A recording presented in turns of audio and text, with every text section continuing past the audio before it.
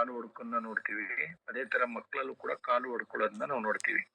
ಈ ಕಾಲು ಸೀಳುವಿಕೆಯಿಂದ ಅಥವಾ ಪಾದದ ಸೀಳುವಿಕೆಯಿಂದ ಹಲವಾರು ಜನ ಈ ನೋವಿನಿಂದ ನರಳುತ್ತಾ ಇದ್ದಾರೆ. ಸೊ ಅದೊಂಥರ ನಮ್ಗೆ ಹೆಂಗಾಗಿದೆ ಅಂದ್ರೆ ಅವ್ರ ಕಾಲ್ಗಳನ್ನ ನೋಡಿದಾಗ ಅವ್ರ ಮುಖ ತುಂಬಾ ಚೆನ್ನಾಗಿರುತ್ತೆ, ನೋಡ್ಲಿಕ್ಕೆ ಸೌಂದರ್ಯವಾಗಿ ಕಾಣಿಸ್ತಾ ಇರ್ತಾರೆ.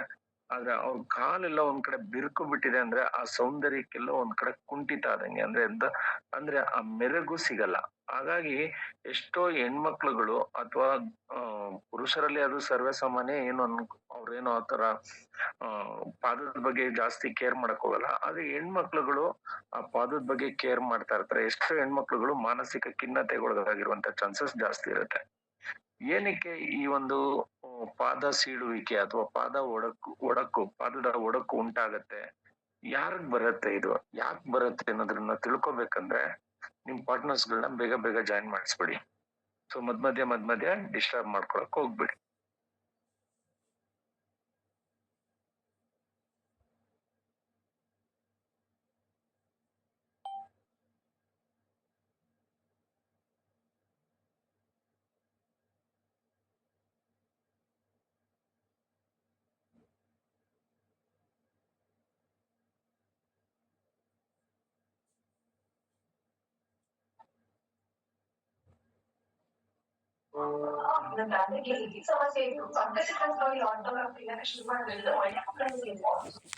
ಓಕೆ, ನೀವೆಲ್ಲರೂ ಜಾಯಿನ್ ಮಾಡ್ಸಿದೀರಾ ಅಂತ ಭಾವಿಸ್ತೀನಿ. ಮಧ್ಯ ಜಾಯಿನ್ ಆಗ್ತಾ ಹೋಗ್ತಾರೆ. 61 ಮೆಂಬರ್ಸ್, ನಿಜವಾಗ್ಲೂ ಖುಷಿ ಆಗ್ತಾ ಇದೆ. ಯಾಕಂದ್ರೆ ನಾವು 7-10 60 ಜನ ಮುಟ್ಟಿದೀವಿ ಅಂದ್ರೆ 100 ಜನ ತಲುಪೋದು ದೊಡ್ಡ ವಿಚಾರ ಏನಲ್ಲ. ಇಲ್ಲಿರುವಂತವ್ರು ಒಬ್ಬೊಬ್ರು ಫೋನ್ ಮಾಡಿದ್ರು ಕೂಡ 100 ಮೆಂಬರ್ಸ್ ಆಗೇ ಆಗ್ತೀವಿ. ಓಕೆ ಸ್ನೇಹಿತರೆ, ಆ ಕೆಲಸ ನೀವು ಮಾಡ್ತೀರಾ.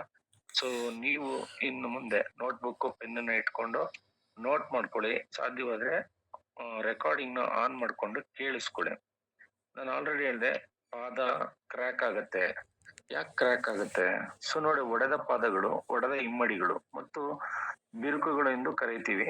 ಈ ಒಡೆದ ಬಿರುಕುಗಳು ಅಂದ್ರೆ ಈ ಒಡೆದ ಬಿರುಕುಗಳು ಏನಕ್ಕಾಗತ್ತೆ, ಯಾವ ಚರ್ಮದಿಂದ ಉಂಟಾಗತ್ತೆ ಅಂದ್ರೆ ಇದಕ್ಕೆ ಹಲವಾರು ಕಾರಣಗಳಿಂದ ಈ ಒಡೆದ ಅಂದ್ರೆ ಇಮ್ಮಡಿ ಉಂಟಾಗುವಂತ ಚಾನ್ಸಸ್ ಇರುತ್ತೆ.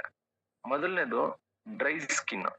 ಅಂದ್ರೆ ನಮ್ಮ ಇಮ್ಮಡಿನಲ್ಲಿ ಯಾವಾಗ ಸ್ಕಿನ್ ಡ್ರೈ ಆಗ್ತಾ ಬರುತ್ತೆ, ಡೆಡ್ ಸೆಲ್ಸ್ ಜಾಸ್ತಿ ಆಗ್ತಾ ಬರುತ್ತೆ, ಆಗ ನಮ್ಮ ಸ್ಕಿನ್ ಅಲ್ಲಿ ಯಾವಾಗ ಮಾಯಿಶ್ಚರೈಸಿಂಗ್ ಕಂಟೆಂಟ್ ಇರಲ್ಲ ಅಥವಾ ಜಲಸಂಚಯನ ಸರಿಯಾಗಿ ಅಲ್ಲಿ ಸರ್ಕ್ಯುಲೇಟ್ ಆಗಲ್ಲ, ಆ ಒಣ ಚರ್ಮದಿಂದ ಈ ಒಂದು ಕಾಲುಗಳ ಸೀಳುವಿಕೆ ಅಥವಾ ಇಮ್ಮಡಿಗಳ ಸೀಳುವಿಕೆ ಉಂಟಾಗುವಂತ ಚಾನ್ಸಸ್ ಇರುತ್ತೆ ಸ್ನೇಹಿತರೆ. ಅಥವಾ ಶೀತ ಹವಾಮಾನ, ಅಂದ್ರೆ ಈಗ ಎಕ್ಸಾಂಪಲ್ ಕೋಲ್ಡ್ ಟೈಮ್ ನಲ್ಲಿ ನೀವು ನೋಡ್ತೀರಾ, ಚಳಿಗಾಲದಲ್ಲಿ ಅತಿ ಹೆಚ್ಚು ಪಾದಗಳು ಒಡಕು ಬೀಳತ್ತೆ. ಕಾರಣ ಏನಂದ್ರೆ ಈ ಶೀತದಲ್ಲಿ ತಂಪಾದಂತ ವಾತಾವರಣದಲ್ಲಿ ಆಕ್ಸಿಜನ್ ಪ್ರಮಾಣ ಕಮ್ಮಿ ಇರುತ್ತೆ, ನೈಟ್ರೋಜನ್ ಪ್ರಮಾಣ ಜಾಸ್ತಿ ಇರುತ್ತೆ. ಇದರಿಂದ ಈ ಶೀತ ಹವಾಮಾನದಿಂದನೂ ಕೂಡ ನಮ್ಮ ಒಂದು ಏನು ಪಾದಗಳಿರುತ್ತೆ ಆ ಪಾದಗಳ ಒಡಕು ಉಂಟಾಗುವಂತ ಚಾನ್ಸಸ್ ಜಾಸ್ತಿ ಇರುತ್ತೆ. ಅದ್ರ ಜೊತೆಗೆ ಎಕ್ಸಸ್ ಆಫ್ ಹೀಟ್ ಇರುತ್ತೆ. ಅಂದ್ರೆ ಅವ್ರ ಬಾಡಿ ತುಂಬಾ ಒಳಾಂಗಣ ತಾಪಮಾನ ಜಾಸ್ತಿ ಇರುತ್ತೆ. ಅಂದ್ರೆ ತುಂಬಾ ಅವರು ಹೀಟ್ ಒಳಗಾಗಿರ್ತಾರೆ. ಬಾಡಿ ತುಂಬಾ ಎಕ್ಸಸ್ ಆಫ್ ಹೀಟ್ ಇರುತ್ತೆ. ಅಂದ್ರೆ ಅವರ ಕೈಗಳಲ್ಲೂ ಕೂಡ ಉರುಪೆ ತರ ಹೇಳುತ್ತೆ. ನಿಮ್ ಕಣ್ಮುಂದೆ ಇಮ್ಯಾಜಿನೇಷನ್ ಮಾಡ್ಕೊಳ್ಳಿ. ನಿಮ್ ಹಲವಾರು ಸ್ನೇಹಿತರುಗಳನ್ನ ನೀವು ಈ ತರ ಗಮನಿಸ್ತಿರ್ತೀರಾ, ಅವ್ರಿಗೆ ಕೈಗಳಲ್ಲೂ ಕೂಡ ಉರುಪೆ ತರ ಹೇಳ್ತಾ ಇರ್ತದೆ, ಪಾದಗಳು ಕೂಡ ಕ್ರ್ಯಾಕ್ ಆಗಿರುತ್ತೆ. ಸೊ ಇದು ಏನಕ್ಕಾಗತ್ತೆ ಅಂದ್ರೆ ಅವ್ರ ಬಾಡಿನಲ್ಲಿ ಎಕ್ಸಸ್ ಆಫ್ ಹೀಟ್, ಅಂದ್ರೆ ಅವರ ಏನು ಬಾಡಿಯ pH ಮಟ್ಟ ವೇರಿ ಇರುತ್ತೆ. ಆ pH ಮಟ್ಟದಿಂದಾಗಿಯೂ ಕೂಡ ಅವರ ದೇಹದಲ್ಲಿ ಈ ಒಂದು ಅವರ ಪಾದದಲ್ಲಿ ಈ ಒಂದು ಕ್ರ್ಯಾಕ್ ಗಳನ್ನ, ಒಡಕುಗಳನ್ನ ನಾವು ನೋಡ್ತೀವಿ ಸ್ನೇಹಿತರೆ. ಮತ್ತೆ ಇನ್ನೇನಕ್ ಬರುತ್ತೆ ನೋಡಿ, ತುಂಬಾ ಇಂಪಾರ್ಟೆಂಟ್. ನಿಮ್ಮ ಹಂತದಲ್ಲಿ ಹಿಡಿದು ಇವತ್ತು ನಿಮ್ಗೆ ಅರ್ಥ ಮಾಡಿಸ್ತಾ ಇದ್ದೀನಿ. ಹಾಗಾಗಿ ಇದ್ರ ಕಡೆ ಗಮನ ಕೊಡಿ, ನೀಟಾಗಿ ನೋಟ್ ಮಾಡ್ಕೊಳ್ಳಿ. ಇಲ್ಲ ರೆಕಾರ್ಡಿಂಗ್ ಮಾಡ್ಕೊಳಕಾದ್ರೆ ರೆಕಾರ್ಡಿಂಗ್ ಮಾಡ್ಕೊಂಡು ಫ್ರೀ ಇರೋ ಟೈಮ್ ನಲ್ಲಿ ನೀವು ಕೇಳಿಸ್ಕೊಳ್ಳಿ. ಅದ್ರ ಜೊತೆಗೆ ಇದನ್ನ ಸೋಷಿಯಲ್ ಮೀಡಿಯಾದಲ್ಲಿ ಅಪ್ಲೋಡ್ ಮಾಡೋದ್ರಿಂದ, ನಿಜವಾಗ್ಲೂ ದಿವ್ಯಾ ಎಂ ಕೆ ಅವರು ಪ್ರತಿದಿನ ನೋಡ್ತಾ ಇದೀನಿ, ಅವ್ರು ಸೋಷಿಯಲ್ ಮೀಡಿಯಾದಲ್ಲಿ ಅಪ್ಲೋಡ್ ಮಾಡ್ತಾ ಇರ್ತಾರೆ. ಯಾರಾದ್ರೂ ಅವ್ರು ಲೈಕ್ ಕೊಟ್ಟ ತಕ್ಷಣ ನಮ್ಗೆ ಇಲ್ಲಿ ರಿಫ್ಲೆಕ್ಟ್ ಆಗುತ್ತೆ. ಆತರ ಎಲ್ಲರೂ ಅದನ್ನ ಅಪ್ಲೋಡ್ ಮಾಡೋದ್ರಿಂದ ಏನಾಗತ್ತೆ, ಮುಂದೊಂದ್ ದಿನ ಯಾವ್ದೋ ಒಂದ್ ಸಮಸ್ಯೆ ಇರುತ್ತೆ. ಎಷ್ಟು ನಮ್ಮ 148 ಪ್ರಾಡಕ್ಟ್ ಅಲ್ಲಿ ಯಾವ್ದೋ ಒಂದ್ ಸಮಸ್ಯೆ ಇರುತ್ತೆ. ಆ ಸಮಸ್ಯೆಗೆ ಸೊಲ್ಯೂಷನ್ ಸಿಕ್ತಾಗ ಅವ್ರು ನಿಮ್ ಜೊತೆ ಇನ್ವಾಲ್ವ್ ಆಗುವಂತ ಚಾನ್ಸಸ್ ಜಾಸ್ತಿ ಇರುತ್ತೆ. ನಾನು ಆಲ್ರೆಡಿ ಹೇಳ್ದೆ ಒಳಾಂಗಣ ತಾಪಮಾನ ಅಂದ್ರೆ ನಮ್ಮ ಬಾಡಿಯ pH ಮಟ್ಟ ಜಾಸ್ತಿ ಆದಾಗ ನಮ್ಮ ಬಾಡಿ ಎಕ್ಸೆಸ್ ಆಫ್ ಹೀಟ್ ಆಗುತ್ತೆ. ಆ ಎಕ್ಸೆಸ್ ಆಫ್ ಹೀಟ್ ಆದಂತ ಒಂದು ಹವಾಮಾನ, ಆ ಒಂದು ತಾಪಮಾನ ಏನಿರುತ್ತೆ ಬಾಡಿ ಒಳಗಡೆ, ಅದು ಹೊರಗಡೆ ಬರ್ಬೇಕಂದ್ರೆ ಪಾದ ಬಿರುಕು ಬಿಟ್ಟಾಗ ಅದು ಹೊರಗಡೆ ಬರುತ್ತೆ. ಅದ್ರ ಜೊತೆಗೆ ತುಂಬಾ ಬಿಸಿ ನೀರಿನ ಸ್ನಾನವನ್ನ ಮಾಡುವಂತವ್ರಿಗೆ ತುಂಬಾ ನೋಟ್ ಮಾಡ್ಕೊಳ್ಳಿ, ತುಂಬಾ ಇಂಪಾರ್ಟೆಂಟ್.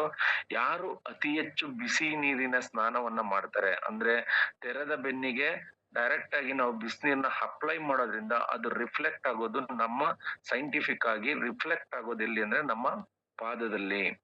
ಅತಿ ಬಿಸಿ ಸವರ್ನ ಅಂದ್ರೆ ಅತಿ ಬಿಸಿ ನೀರನ್ನ ಮೈ ಮೇಲೆ ಹಾಕುವಾಗ್ಲೂ ಕೂಡ ನೀವು ಎಚ್ಚರಿಕೆ ವಹಿಸ್ಬೇಕು. ಇದ್ರ ತಾಪಮಾನದಿಂದನೂ ಕೂಡ ನಮ್ಮ ಇಮ್ಮಡಿ ಅಥವಾ ನಮ್ಮ ಪಾದಗಳು ಒಡಕಾಗುವಂತ ಚಾನ್ಸಸ್ ಇರುತ್ತೆ. ಅದಾದ ನಂತರ ಸರಿಯಾದಂತ ಬೂಟುಗಳನ್ನ ಧರಿಸದೇ ಇರುವಂತದ್ದು. ಅಂದ್ರೆ ಈಗ ಎಕ್ಸಾಂಪಲ್ ಓಪನ್ ಸ್ಯಾಂಡಲ್ ಚಪ್ಪಲ್ಸ್ ಅಂತ ನಾವ್ ಹೇಳ್ತೀವಿ. ಆ ಓಪನ್ ಸ್ಯಾಂಡಲ್ ಚಪ್ಪಲ್ಸ್ ಗಳನ್ನ ಹಾಕ್ತಂತ ವೇಳೆನಲ್ಲಿ ಅಂದ್ರೆ ಜೆಂಟ್ಸ್ ಆಗ್ಬೋದು ಮತ್ತೆ ಮಹಿಳೆಯರಾಗ್ಬೋದು, ನಾವು ಈ ಓಪನ್ ಚಪ್ಪಲ್ಗಳನ್ನ ಹಾಕಿದಾಗ ನಮ್ಮ ಕಾಲಿನ ಮೇಲೆ ಮೈಕ್ರೋ ಡಸ್ಟ್ ಗಳು ಹೋಗಿ ಆ ಒಂದು ಪಾದದ ಸಣ್ಣ ಸಣ್ಣ ಸೀಳುವಿಕೆಯ ಕ್ರಾಕ್ ಮೇಲೆ ಕುತ್ಕೊಂಡಾಗ ಅಲ್ಲೂ ಕೂಡ ನಿಮ್ಗೆ ಡೆಡ್ ಸೆಲ್ಸ್ ಗಳು ಜಾಸ್ತಿ ಆಗಿ ಈ ಒಂದು ಮೈಕ್ರೋ ಡಸ್ಟ್ ಇಂದ ಕೆಲವು ಬ್ಯಾಕ್ಟೀರಿಯಾಸ್ ಗಳು ಇಂಪ್ಯಾಕ್ಟ್ ಮಾಡಿ ನಿಮ್ಗೆ ಪಾದಗಳು ಒಡಕು ಉಂಟಾಗುವಂತ ಚಾನ್ಸಸ್ ಜಾಸ್ತಿ ಇರುತ್ತೆ. ಅದ್ರ ಜೊತೆಗೆ ಕೆಲವು ಚರ್ಮದ ಪರಿಸ್ಥಿತಿಗಳು ಅಂದ್ರೆ ಈಗ ಆಲ್ರೆಡಿ ಅವ್ರಿಗೆ ಸೋಯಾಸಿಸ್ ಇರುತ್ತೆ ಅಥವಾ ಎಸ್ಜಿಮಾ ಇರುತ್ತೆ. ಕೆಲವು ಅಥ್ಲೆಟಿಕ್ ಗಳು ಇರ್ತಾರೆ ಅಂದ್ರೆ ಅವ್ರಿಗೆ ಅಥ್ಲೆಟಿಕ್ಸ್ ಗಳು ತುಂಬಾ ಹೊತ್ತು ಅವ್ರ ಫೀಲ್ಡ್ ಅಲ್ಲಿ ನಿಂತ್ಕೊಂಡು ಪ್ರಾಕ್ಟೀಸ್ ಮಾಡ್ತಾ ಇರ್ತಾರೆ, ಅಂತವ್ರಿಗೂ ಕೂಡ ಪಾದಗಳು ಬಿರುಕು ಬಿಡುವಂತ ಚಾನ್ಸಸ್ ಇರುತ್ತೆ. ಅದ್ರ ಜೊತೆಗೆ ವಿಟಮಿನ್ ಸಿ ಕೊರತೆ ಅಂದ್ರೆ ನಮ್ಗೆ ಕೆಲವು ವೈಟಮಿನ್ಸ್ ಗಳು ಬಾಡಿನಲ್ಲಿ ನ್ಯೂನ್ಯತೆ ಆದಾಗ, ಬಾಡಿಗಳಲ್ಲಿ ಕಡಿಮೆ ಆದಾಗ ಸೊ ಕೆಲವು ಜನಕ್ಕೆ ಪಾದಗಳು ಒಡಕು ಉಂಟಾಗುವಂತ ಚಾನ್ಸಸ್ ಇರುತ್ತೆ. ಅಂದ್ರೆ ಈಗ ಎಕ್ಸಾಂಪಲ್ ಹೇಳ್ಬೇಕಂದ್ರೆ ವಿಟಮಿನ್ ಸಿ ನಮ್ಮ ಬಾಡಿಗೆ ಬೇಕೇ ಬೇಕು. ವಿಟಮಿನ್ ಸಿ ಹೇರಳವಾಗಿ ಯಾವ್ದ್ರಲ್ಲಿ ಸಿಗುತ್ತೆ? ಸಿಟ್ರಿಕ್ ಆಸಿಡ್ ಪ್ರಾಡಕ್ಟ್ ಯಾವ್ದಿದೆ ಅಂದ್ರೆ ಈಗ ಎಕ್ಸಾಂಪಲ್ ಲೈಮ್ ಇರ್ಬೋದು ಅಥವಾ ಆರೆಂಜ್ ಇರ್ಬೋದು ಅಥವಾ ನಮ್ಗೆ ಮೂಸುಂಬಿ ಇರ್ಬೋದು, ಕಿತ್ತಳೆ ಇರ್ಬೋದು, ಈ ತರ ಒಂದು ಬೆಟ್ಟದ ನೆಲ್ಲಿಕಾಯಿ, ಈ ತರ ಒಂದು ಇಂಗ್ರೀಡಿಯೆಂಟ್ ಅಲ್ಲಿ ನಮ್ಗೆ ವಿಟಮಿನ್ ಸಿ ಹೇರಳವಾಗಿ ಸಿಗುತ್ತೆ.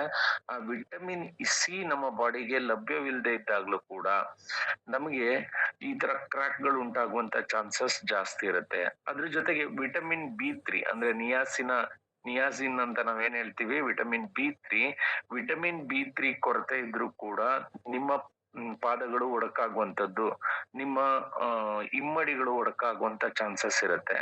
ಮತ್ತೆ ಇನ್ನೇನೆಲ್ಲ ಅಂಶಗಳಿಂದ ಅಥವಾ ಇನ್ಯಾವ ಮಿನರಲ್ಸ್ ಗಳಿಂದ ಈ ಒಂದು ಪಾದದ ಒಡಕು ಬರುತ್ತೆ ಅಂದ್ರೆ ಎಕ್ಸಾಂಪಲ್ ಹೇಳ್ಬೇಕಂದ್ರೆ ಸತು, ಜಿಂಕ್ ಅಂತ ನಾವೇನ್ ಹೇಳ್ತೀವಿ ಅಥವಾ ಸತು ಅಂತ ನಾವೇನ್ ಹೇಳ್ತೀವಿ, ಈ ಸತುವಿನ ಪ್ರಮಾಣ ನಮ್ಮ ದೇಹದಲ್ಲಿ ಕಮ್ಮಿ ಆದಾಗ ಅಥವಾ ಐರನ್ ಕಂಟೆಂಟ್ ಅಂದ್ರೆ ಕಬ್ಬಿಣ ಮಿನರಲ್ಸ್ ಅಲ್ಲಿ ಬಂದಾಗ ಕಬ್ಬಿಣದ ಅಂಶ ನಮ್ಮ ಬಾಡಿನಲ್ಲಿ ಕಮ್ಮಿ ಆದಂತ ವೇಳೆನಲ್ಲಿ ಸೊ ನಮ್ಮ ನಮ್ಮ ಈ ಒಂದು ಪಾದಗಳು ಒಡಕು ಉಂಟಾಗುವಂತ ಚಾನ್ಸಸ್ ಇರುತ್ತೆ. ಅದ್ರ ಜೊತೆಗೆ ಕೆಲವು ಫ್ಯಾಟಿ ಆಸಿಡ್ಸ್ ಬರುತ್ತೆ, ಕೊಬ್ಬಿನಾಮ್ಲಗಳ ಕೊರತೆಯಿಂದನೂ ಕೂಡ ಒಣ ಬಿರುಕು ಬಿಟ್ಟ ಚರ್ಮಗಳು ಉಂಟಾಗುವಂತ ಚಾನ್ಸಸ್ ಇರುತ್ತೆ. ಅದ್ರ ಜೊತೆಗೆ ಕೆಲವು ನೆರಳಿನಲ್ಲೇ ಇರ್ತೀನಿ ಸರ್ ನನ್ಗಾದ್ರೂ ಕೂಡ ಕಾಲು